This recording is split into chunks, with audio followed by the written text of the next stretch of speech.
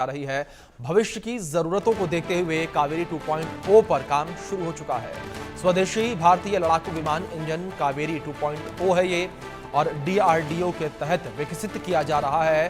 Kaveri 2.0 engine fighter jet के लिए जरूरी इंजन भारत का कावेरी 2.0 और कावेरी इंजन 2.0 पहले वाले कावेरी इंजन से बेहतर होगा। कावेरी 2.0 को आने वाले लड़ाकू विमानों में लगाने की योजना है। ये बड़ी खबर जो इस बीच सामने आ रही है।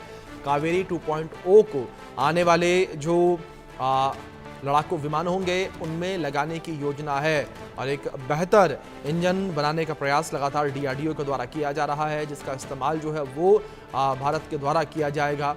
और जो फाइटर जेट्स हैं, लड़ाकू विमान हैं, उनमें कावेरी 2.0 इंजन को लगाया जाएगा। ये बड़ी खबर है जो इस बीच सामने आ रही है, और भारत की आत्मनिर्भरता लगातार रक्षा के क्षेत्र में देखने को मिल रही है। और जहां पर भारत का गैस टरबाइन रिसर्च एस्टेब्लिशन यानी कि GTRE एक नया इंजन बना रहा है। इसका नाम कावेरी 2.0 है। ये एक टर्बोफैन इंजन है। ये इंजन पहले वाले कावेरी इंजन से बेहतर होगा। इसे आने वाले लड़ाकू विमानों में लगाने की योजना है। GEF404 इंजन बहुत अच्छा काम करता है, और कावेरी 2.0 इंजन भी वैसी ही ताकत पाना चाहता है, लेकिन यह तकनीक भारत की होगी। GTRE का लक्ष्य GEF414 इंजन जैसी क्षमता हासिल करना है। यह इंजन आधुनिक लड़ाकू विमानों में लगा होता है।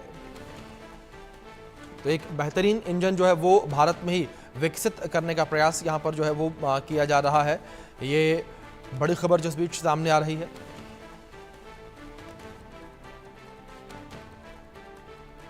तो भारत में जो है कावेरी 2.0 को विकसित किया जा रहा है। आपको बताते हैं कि क्या है कावेरी 2.0।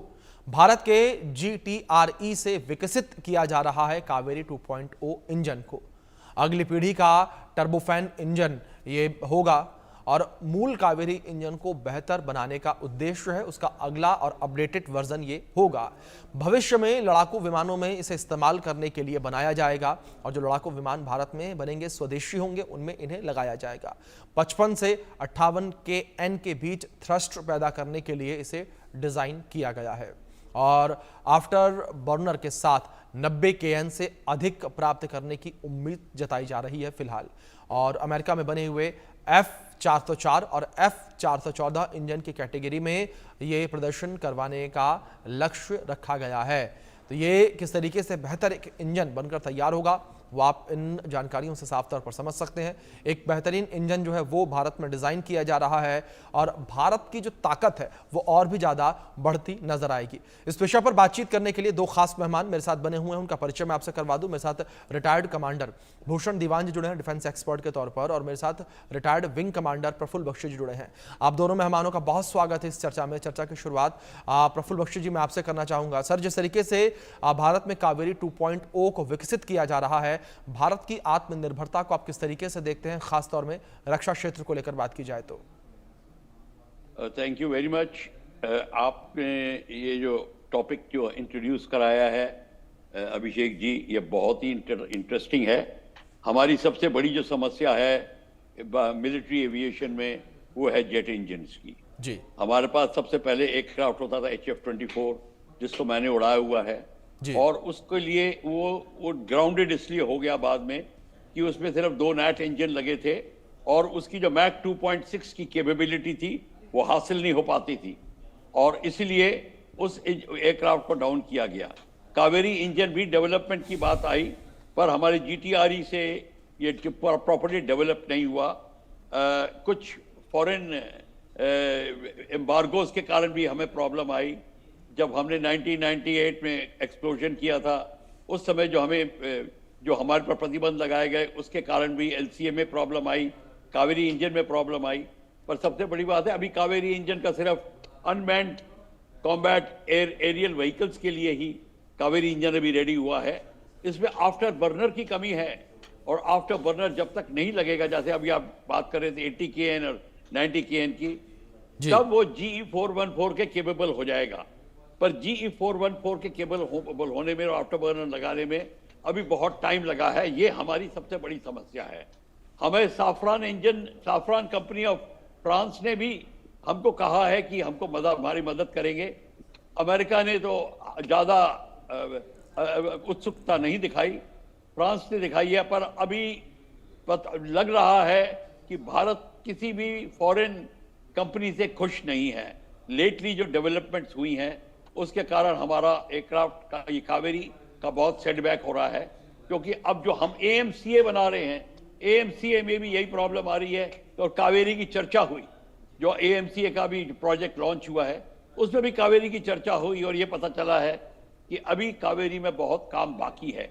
क्या क्या किस किस क्षेत्र में कैसे है वो टेक्निकल बात कहना अच्छा नहीं होगा टेलीविजन के ऊपर, पर कहने मकसद ये है कि इस समय हमारे को वेट करना पड़ेगा कावेरी के लिए जी। पर कावेरी इंजन को अगर दोबारा इसको प्रोजेक्ट को बूस्ट किया जा रहा है और बाहर की टेक्नोलॉजी की बात आती है, और फिर मेरे को लगता है कि कावेरी इंजन भी रेडी हो सकता है, क्योंकि अगर ये सरकार इसका भी बीड़ा उठाएगी तो कावेरी इंजन भी रेडी हो जाएगा। तो अगर AMCA बना रहे हैं और साथ में कावेरी इंजन भी रेडी हो रहा है तो हमें कोई इसमें आपत्ति नहीं होगी कि दोनों को मैरी किया जाए, AMC का एयरफ्रेम और कावेरी इंजन।